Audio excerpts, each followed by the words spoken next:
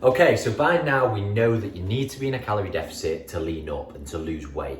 But do you know how to apply that calorie deficit to your lifestyle? So today's video, I'm going to talk to you all about how you can apply these actionable points into your lifestyle to help you stay in a calorie deficit and to make dieting a hell of a lot easier. So tip number one, I want you to have set meal timings. The reason why you struggle at the weekend is because you've not got as much structure as you do in the week with your meal timings. In the week, you're in work. You can only eat before work, on your lunch break, and after work. So it's so much easier. At the weekend, you don't have that structure, so you find it so much harder. So having set meal timings is going to be so much more beneficial to helping you stick to that diet, helping you stick to that calorie deficit, okay? Next up, I want you to use an 80-20 rule. Now, this is a rule that I use with all my clients.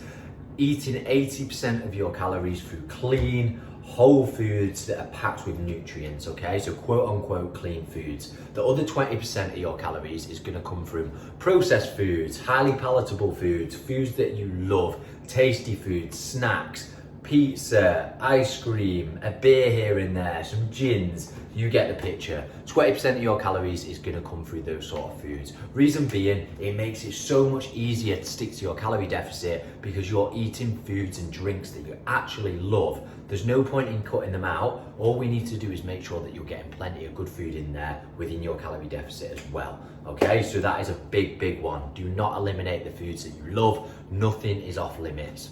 Next up, I want to make sure that you're hydrated. So aiming to get at least 3 liters of water in per day. This is going to bridge the gap in between food, okay? So if between meals you're going quite a long period of time, keeping hydrated in between those meals can make it so much easier, and it helps reduce cravings as well. Okay, next up, I want you to make sure that when it is food time, when it's time to eat, you're not wolfing your food down as quick as possible. You want to spend time chewing your food. You want to spend time making sure that every time you take a mouthful, you put your fork down, you swallow the food before you then shove more in. Okay, this is going to help with your digestion, and it's going to help keep you fuller for longer.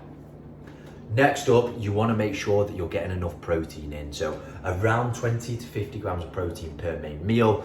This means that you're going to stay fuller for longer because protein as a macronutrient, it takes longer to digest, and it also burns more calories digesting protein. So getting at least 20 to 50 grams of protein in per main meal is really going to help keep you satisfied and help you stick to that calorie deficit, okay? Finally, this is a big one as well. If you are gonna eat out on your diet, which I do recommend because it's fun, make sure that you're eating somewhere where calories are online or on the menu. So stuff like Nando's, Wagamama's, these kind of places have the calories on the menu. That way, you know what you're getting in is roughly what it says on the website in terms of calories. If you're just eating from random restaurants and random takeaways, it's so much harder to track because you don't know what oils they're using, you don't know what sort of portion size you're gonna get, and it can end up being quite a nightmare. It can take you out of a calorie deficit. So if you're gonna be eating out, I highly recommend eating with somewhere where the calories are on the menu or somewhere that you can track easily on MyFitnessPal. So they're my top tips.